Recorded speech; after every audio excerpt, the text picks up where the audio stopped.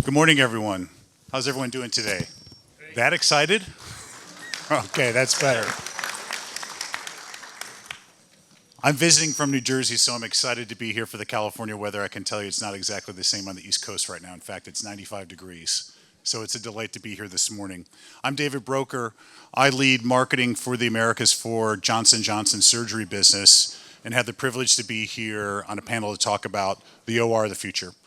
We're going to hear from the perspective of surgery from a surgeon, nursing, anesthesia, and from industry. What are the current challenges in an OR, and what are some things that are really important when thinking about new technologies and jobs to be done in the OR of the future? Before getting started, I think it'd be great to introduce our panel so you have a sense of who you're hearing from today. I'll start with Peyman, and then Peyman, if you could share a little bit about your background.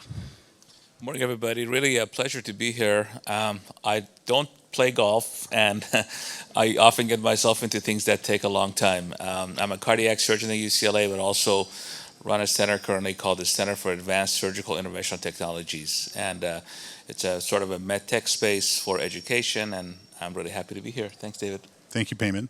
Mike? Yeah, I'm Mike Malig. I'm a UCLA Health registered nurse. I've been a nurse now for 14 years, and I'm excited as well doing my own thing through MedTech innovation with my co-founders. So really happy about that and going through that journey. Maxime. And so good morning, everyone, first. I'm Maxime Cannesson. I'm an anesthesiologist here at UCLA. Currently, I serve as the chair of the Department of Anesthesiology. I joined the UC system in 2009, initially at UC Irvine. My accent is from France. That's where I'm coming from. And then I came to the UC system, actually, and to Southern California because of the biotech environment. And I've been working with industry licensed technologies for the past 20 years, actually. Fantastic. Welcome. As I mentioned, I'm David Broeker. I've been with J&J MedTech for over 25 years. I work in our surgery business, which many of you may know as Ethicon. So it's our surgical instrumentation that cuts across multiple specialties based in New Jersey. So let's kick it off. Let's talk a little bit around the current environment in the OR and the OR of the future, and we'll have time at the end for Q&A. So Maxime, I'm going to throw the first question to you. Can you tell us a little bit about the challenges you face today with patient monitoring in the OR?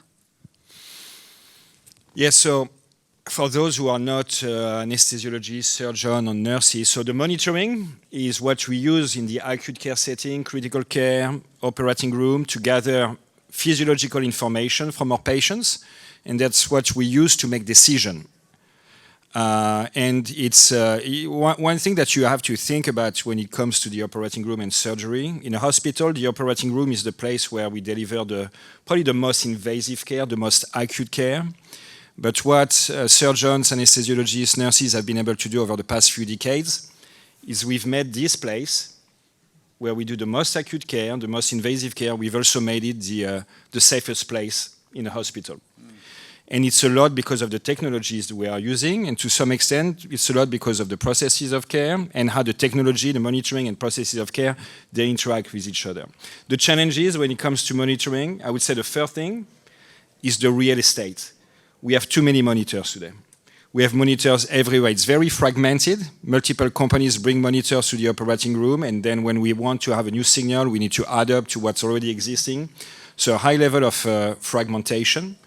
I would say the second big challenge is the fact that there is no interoperability between different monitors, between some monitors and the electronic medical record, and also between the monitors and the drug infusion devices. Because in the end, we take decisions from the monitors, we administer drugs or make changes in the way we do surgery, but there is no connectivity between the different types of technologies. And then one thing that's a challenge for the monitoring business, I think, is that you can use as many monitors you want in an operating room. This by itself is not going to change patient outcome. A monitor is not therapeutic. It becomes therapeutic only when we make the right decisions informed by the monitor on our patients. So bridging this gap between surveillance and improved outcome is a challenge. And finally, I would say it's the monitors give you the information now, or they have the historical information, but they don't forecast the evolution of a patient. If I had to summarize the challenges, that's how I would approach it.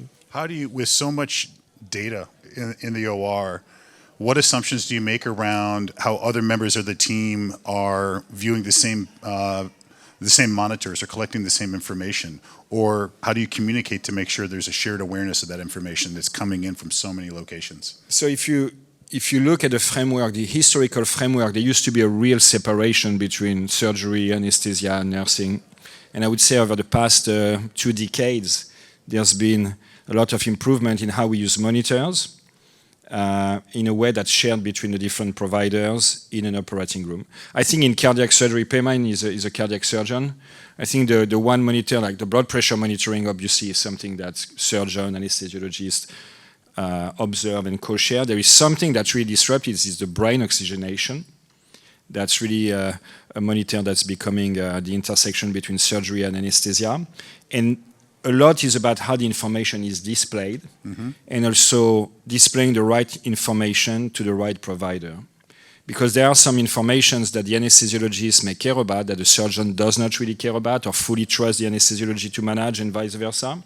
And information that you want to have co-shared, and information that you probably want to have shared only with one, like the surgeon or the nursing team. So the same way you personalize care, I think the way you share medical information with the care team also has to be personalized, because the data that we get is actually overwhelming for human brain. Yes. And so when you can tease it out and really select who's going to receive the right information, I think that's the best way to do it moving forward. And when you have a concern, when you have information that's telling you have a concern, how do you communicate that concern within the team, to the surgeon, to the rest of the OR team? How do you decide when to communicate it, and how do you communicate? Well, usually and I think that's what needs to some extent, we need to preserve this. Communication is essential for patient safety in the operating room, and communication between, like, from human to human, from physician to physician, physician to nurses, and vice versa. How we decide, it's based a lot on the experience of the team.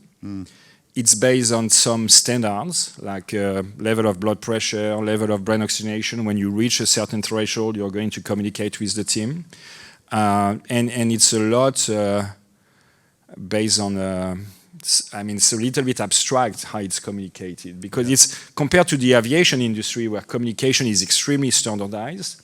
The medical industry, outside of the timeouts that we do, the checklist at the beginning, the rest of the communication is it's not standardized. The aviation industry is highly, highly standardized. Yes. The medical industry is not. One last question, Maxime. What information do you wish that you had sooner? There's a lot of information out there. If there's a piece of information or data that you wish you could have sooner, what would it be? Again, I think what I'd like for monitors to be able to do is, instead of being it's like the weather. It's nice to look through the window and know what the weather's like, right? But what people are interested in is they look at their app and they forecast the weather. I think the next big change would be for monitors to be able to forecast the evolution of a patient. But the problem is that in the acute care setting, this forecasting needs to be like almost minute per minute or 5 minutes iteration. It's not like chronic care where you can forecast days or months or weeks ahead. In the acute care setting, the forecasting needs to be per the minute. And then in the same spirit, I would like the monitors to be more connected with the drug infusion devices, because then you can get some information and quickly a computer can deliver the drugs under the supervision of physician to really automate the system. Fantastic. Thank you, Maxime. David, Next question. Can I make a comment on, please, piggybacking on what Maxime said? I think what he said is very actually important and thought-provoking, is that we have a lot of data available to us. It's a paradox almost. You have too much data, now we got to wonder what you're going to do with the data, and it becomes exceedingly difficult to process. And as a surgeon, I think it's even harder because you're focused on a technical aspect of the operation. If you can imagine, in the operating room, in a cardiac operation, for example, the heart is stopped, you're on artificial circulation, you're managing a pump that provides flow to the body, and it's just hard to integrate all of this stuff. Now, hopefully in the future, we're going to go from data-driven to forecasting, as Maxime said. I think that's really important because all of us, what do we care about? We don't care about what the blood pressure is now. We care about if the patient's kidneys and brain are going to work right in a few days. And if we can make it to that stage, then it'll make it a lot more palatable for the surgeon to integrate the information and to be able to manage minute to minute. But I think the aviation industry example is a very good one. We use it all the time in the operating room in terms of safety, sterility of the cockpit, basically, extraneous conversations, distractions. And don't forget that every one of these monitoring items that shows up on a screen somewhere that's not integrated is a distraction, potential distraction. Thank you, Peyman.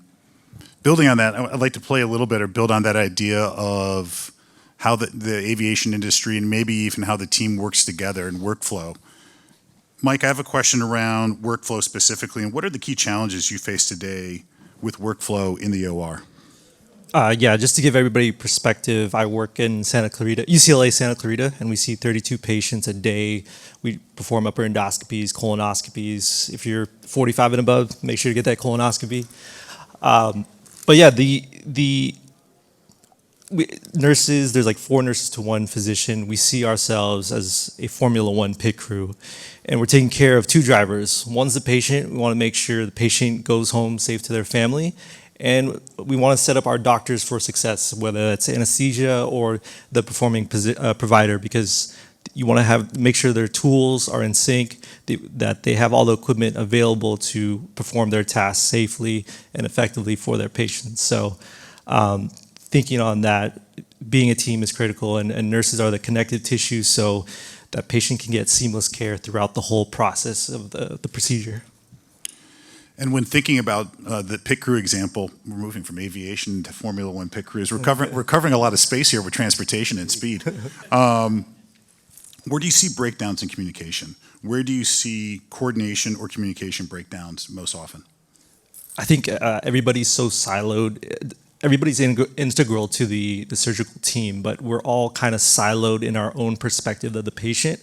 There's the nursing workflow in the EHR. There's the anesthesiology workflow, the provider workflow. So, and the EHR, electronic health record. So we all see different views, all trying to take care of the patient. But sometimes verbal is best, and it's a game of telephone, and the nurse has to communicate to the providers, like, what's the safest route for this patient? If there's any changes, any delay in schedule, anything like that, we have to have that communication with the providers so they can perform their job safely. What parts of that workflow do you think could be simplified or offloaded today? When you think about that, what are some of the areas that could be simplified or offloaded? Yeah, I think 50% of my job, other than patient care and making sure our providers are doing well, is troubleshooting. Like most of our technology is still on the outdated form, and a lot of it, like Maxime said, needs to be communicating with each other and communicating quietly while we do our work, because we're almost taking care of the technology as much as the patient and trying to figure out is all this stimuli, all this data meaningful, and do we need to intervene on it? And then maybe our final question is, how do current tools affect your setup time and coordination and efficiency? Yeah, like Maxime said, space. For example, yesterday I was lifting a 200-plus patient and going through cables, wires, IV lines. So safety with our equipment, making it wireless, making it more ergonomic. I think long term, like, is my body going to hold up so I can take care of more patients? It's like almost a daily challenge of like, what object can I avoid today?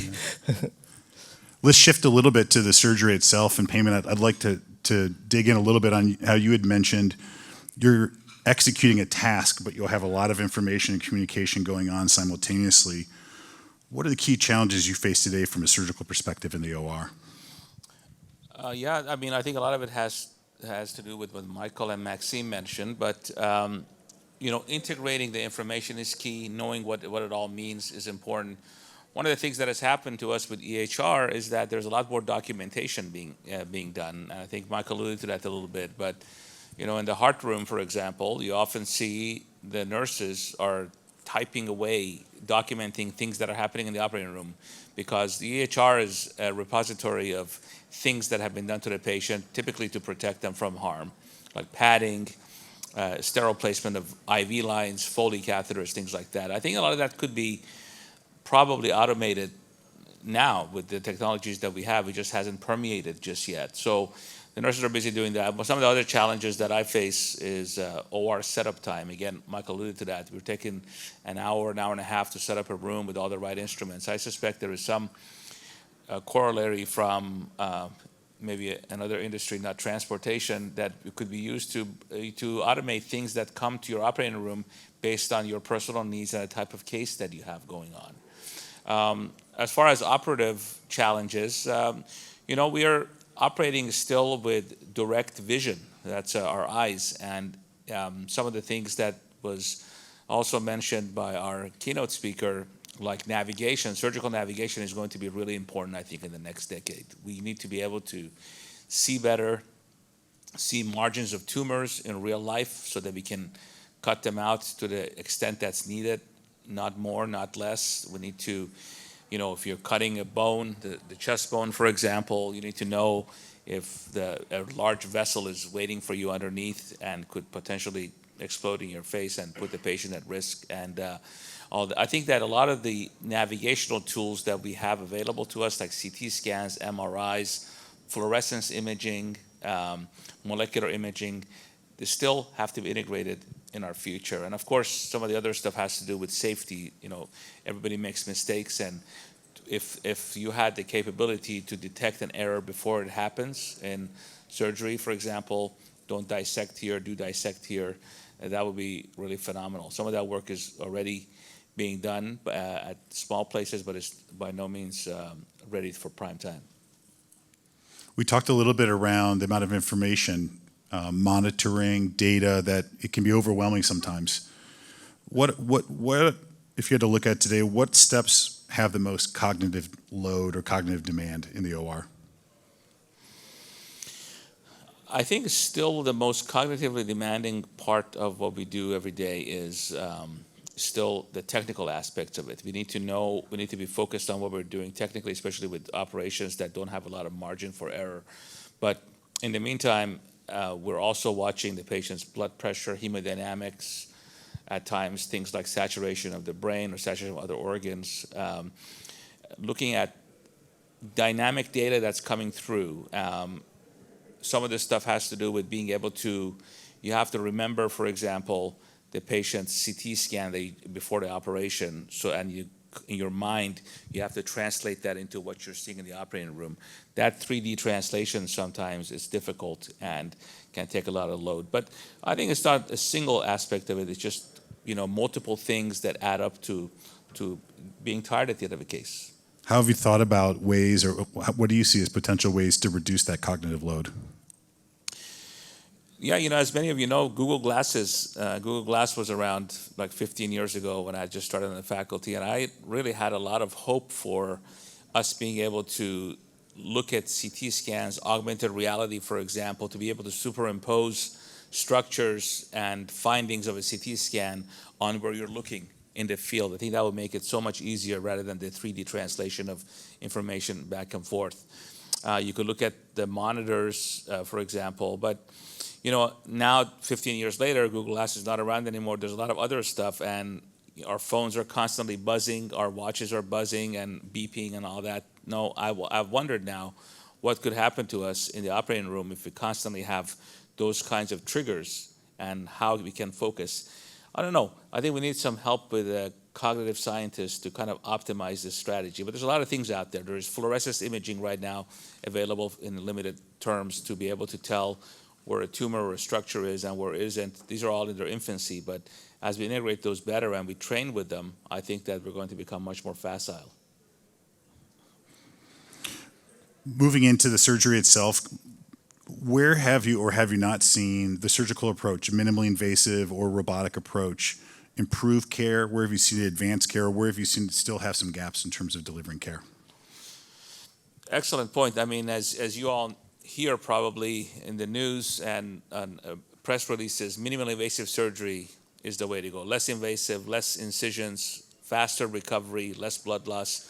Those can all translate into much better outcomes. Now, there's a gimmick side to the whole thing as well, in that patients are going to ask you for help. I want to have a minimally invasive, you name it. You can have a minimally invasive tonsillectomy, for example, if you wanted to, with a robot, even though the tonsils are very easy to take out in the back of the throat. Now, but in gynecology, in urology, deep cavity surgery has become much safer due to the robots. And now that robots can sense suture tension, how much you're pushing, haptic feedback is available, and hopefully eventually surgical navigation telling you, don't dissect here, this is a danger zone, things like that. That is going to make a big difference. But I think we're right at the cusp right now of all of those breaking through into real clinical practice.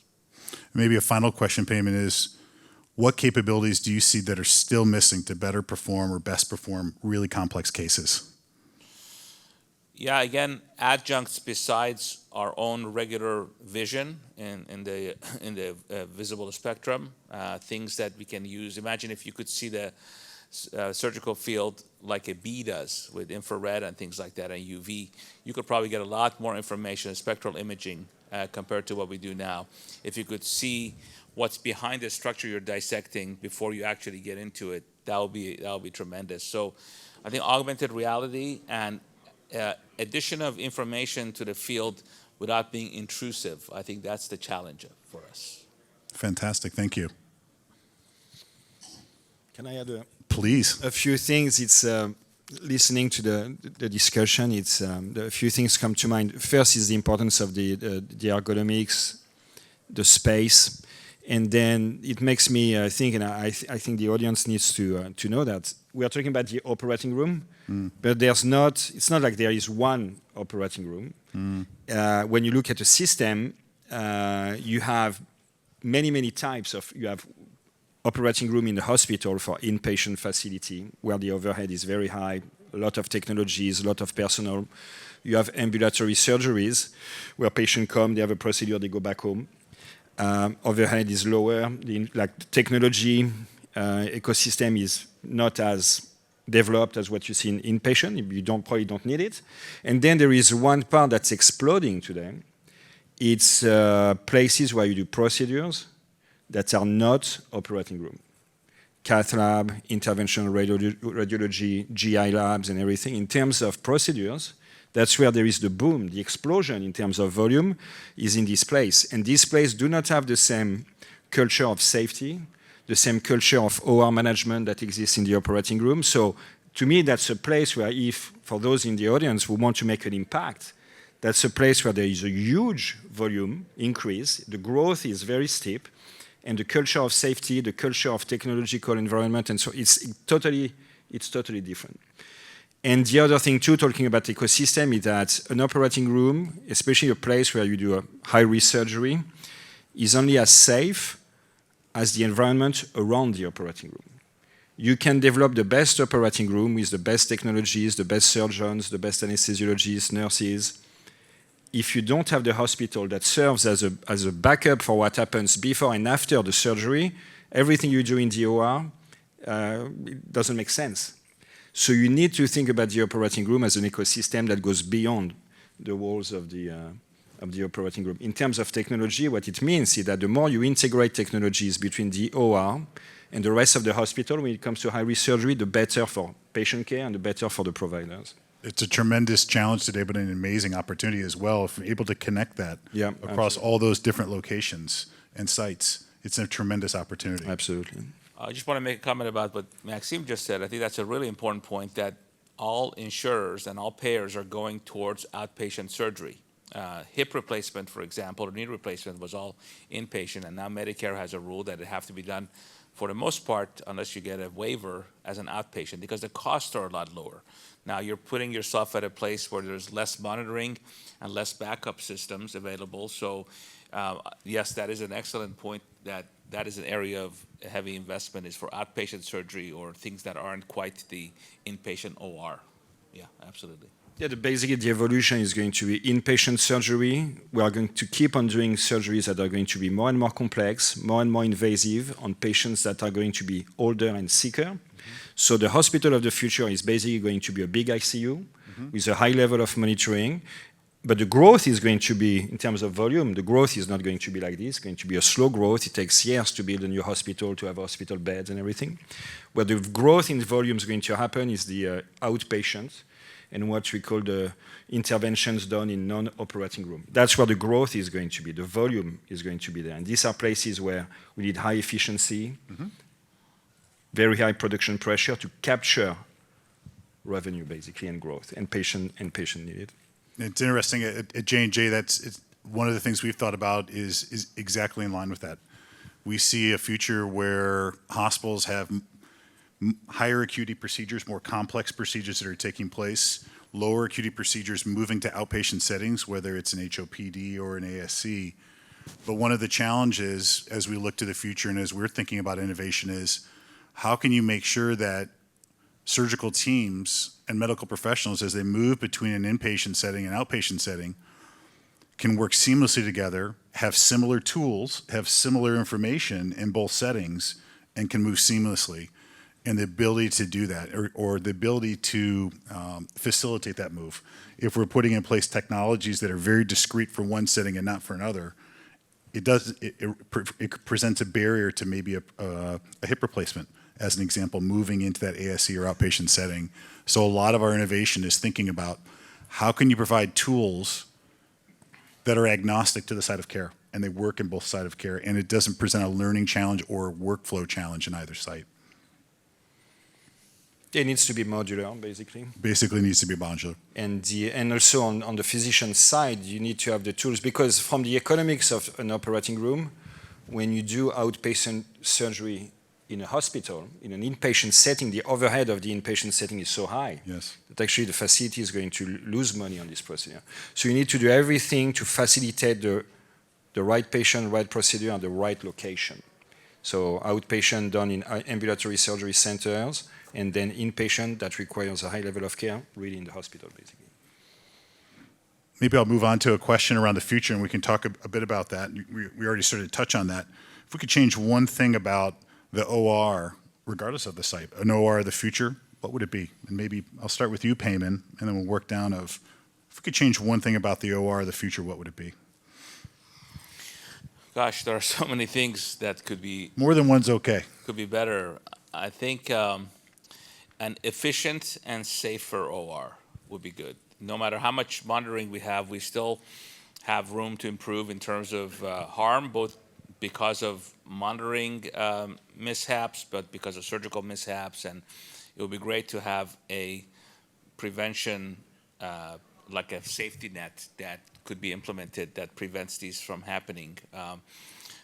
The highest level of expenditure in the U.S. healthcare is inpatient surgery still.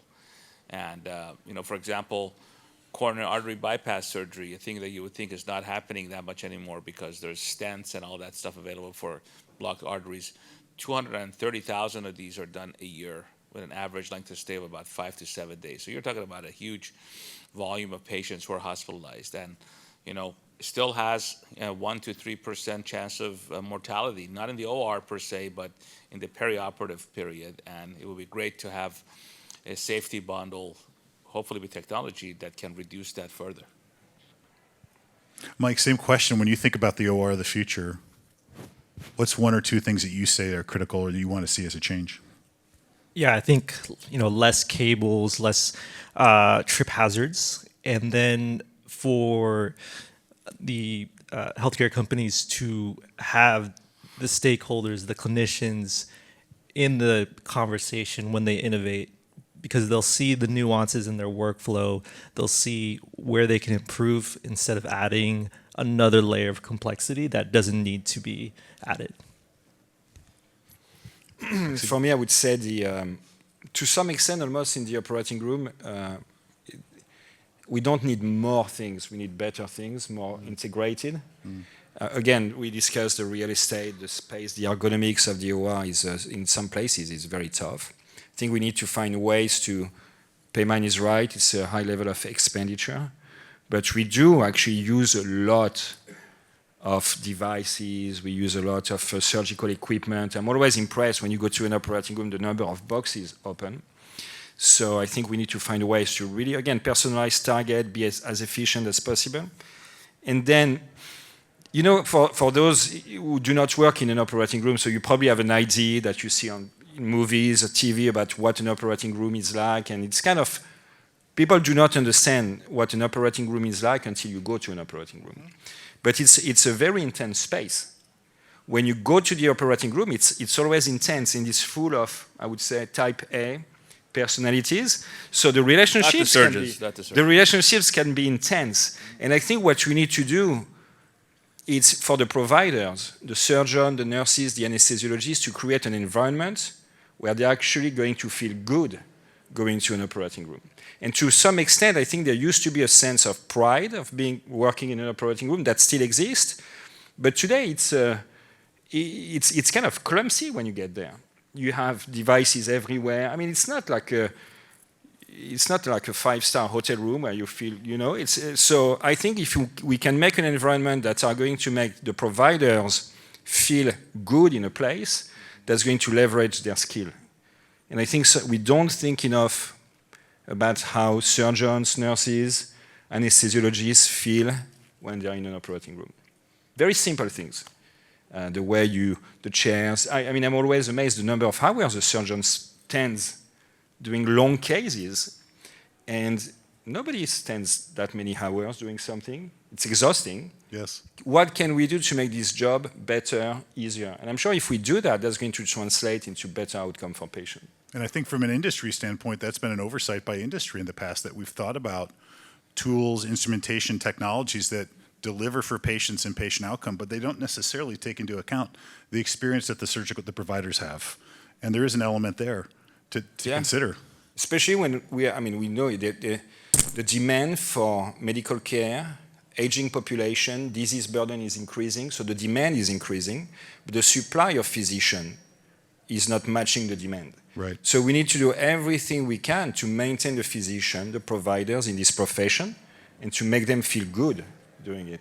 It's really like it's an economical issue. There is a demand supply mismatch between physician and the demand for physicians. So obviously we think about how can technology bridge this gap, but also how can we design the environment so that physicians feel good, want to keep on doing this career for years.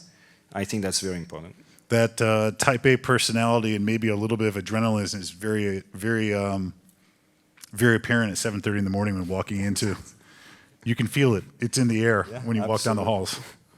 Yeah, you know, to your point about 5-star hotel, actually one of the exhibitors outside showed us an OR of the future type platform, and you know the screens. It was like out of a movie. There was large screens on the walls that were all touch panels. You could say, I'm doing gallbladder surgery, Peyman is a surgeon, and it would deliver automatically the supplies you need. It would be picked. The nurses wouldn't be running around. Right now, the current paradigm is, okay, I have a device, I'm going to put it on in a box as if it's a disposable, or I'm going to put it on a cart if it's not disposable and wheel it in and out of the OR. Well, imagine how many things you're wheeling in and out of the OR, things that are on the floor. They reduce real estate, trip hazard, as Michael said, all that stuff. So I think we're, again, very close to having an OR that's more appealing from a footprint standpoint, less stressful, and increases our longevity. Just that the technologies aren't integrated currently, and that's a big challenge. Before opening up to questions from the group or from the audience. I have a question. Please. Actually, if it's okay. Tell us a little bit about what J&J is doing. We don't often see what the industry is doing. Tell us what your company is doing in this area. Sure. So I meant 3 things, really. One of them I mentioned earlier around the site of care. We definitely see healthcare moving into different settings for delivery. And we have to design technologies that are modular in effect that can work and help facilitate that move so that when a procedure moves from an inpatient setting to an outpatient setting, it's seamless for an OR team to move there and have the same instruments, data, experience versus it becoming too discrete or almost binary task. That's one thing that we're thinking about in every single piece of innovation that we do. The second thing I'd say is we think a lot about workflow now, and that's a term that we use as an organization that probably 5 years ago we didn't talk about. Actually, maybe 3 years ago we didn't talk about. And we used to design technologies based on a patient unmet need or a job to be done by an OR team of healthcare providers, but we didn't always take into account workflow. And so what would happen is, I think what you've been articulating is technologies would be added and they would have a discrete benefit, but they didn't work together with other technologies in the OR, and you're adding to the load of what a team has to work with. Now we're thinking more and more around how do our technologies, are they designed around the current workflow of an OR team versus modifying the workflow of an OR team? And that's actually, as simple as it sounds, a huge constraint to think about of how do you make it work within the workflow versus modifying the workflow. That will lead to better adoption of technologies. Maybe the third thing, which is the biggest when we think about the future, is we don't have a binary view necessarily around how surgery in particular, how it'll be delivered. We see a world where it's moving minimally invasive, as you said, Peyman. It already is. It's moving robotically. We see a world, though, where we see robotic surgery, laparoscopic surgery, which we helped champion in the 1990s, and still open surgery. And for us, the challenge is, and it kind of ties to modularity again, how can we make sure that OR teams and providers have the same instrumentation, the same tools, the same technology to deliver care, regardless of the approach? And so we're thinking about how can we make sure we have technologies that if you're doing an open surgery or a robotic surgery, that you have the same tools available. And also thinking about with sites is not every healthcare system is UCLA Medical Center. You know, there are rural hospitals that have different tools, have different constraints. We're thinking about how do we build a future where open, laparoscopic, and robotic, there's instrumentation that can work across all of them, because a lot of OR teams might have to flex between maybe not all three of those approaches, but certainly two of those approaches. And having to have different tools for each one of those adds to the load. Yeah. Awesome. That's great to hear. With that, any questions from the audience? We have a bit of time. We're going to hand the microphone.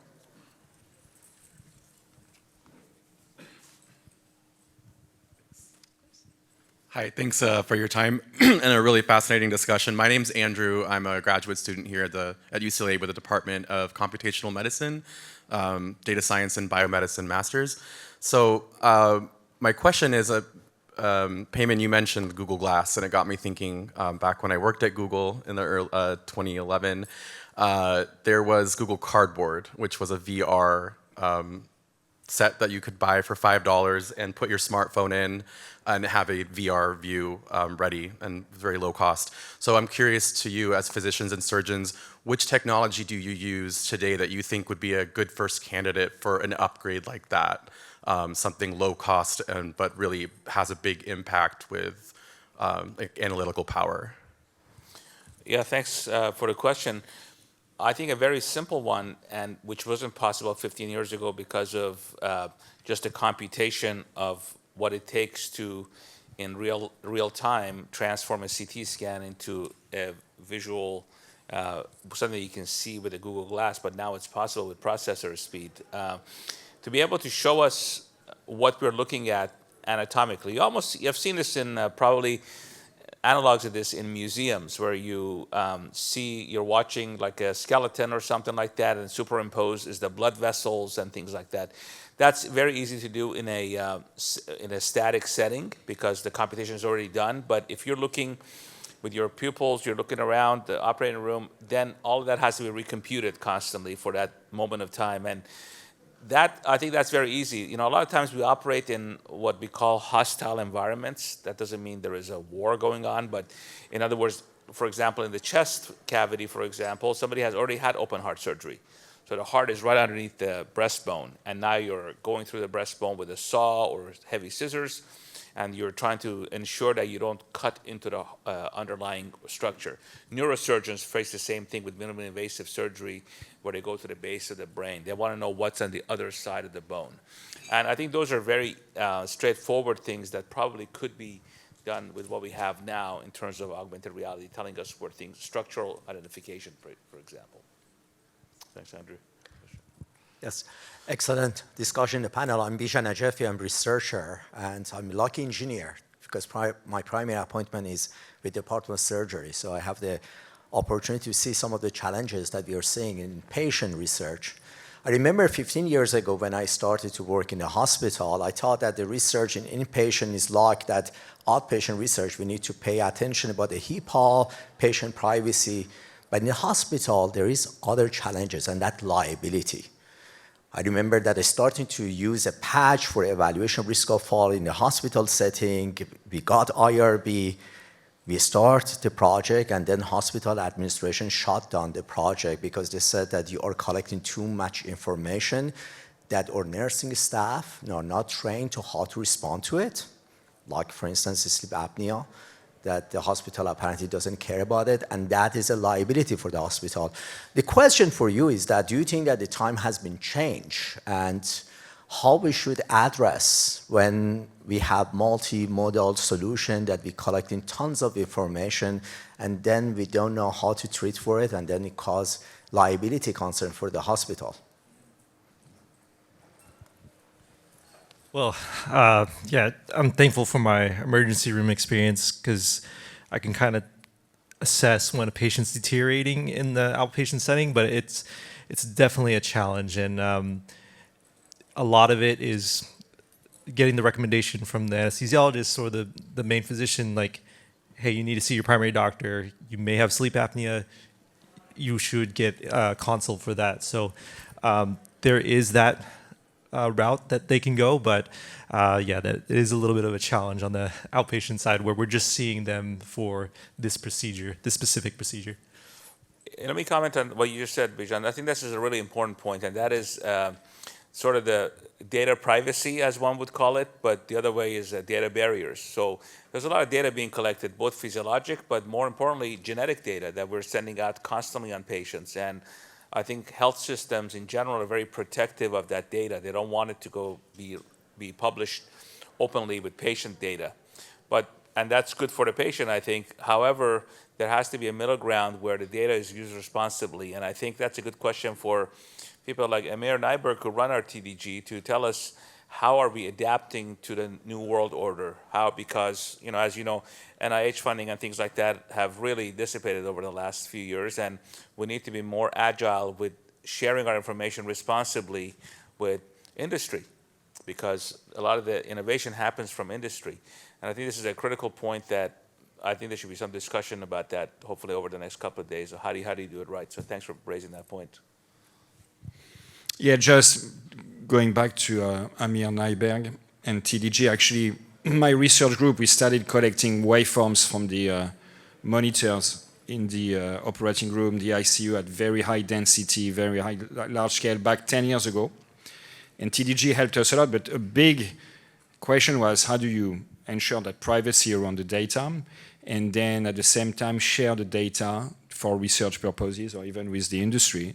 And so back 10 or 15 years ago, the trend was you collect data, you share with an outside institution under a data usage agreement. These times are gone.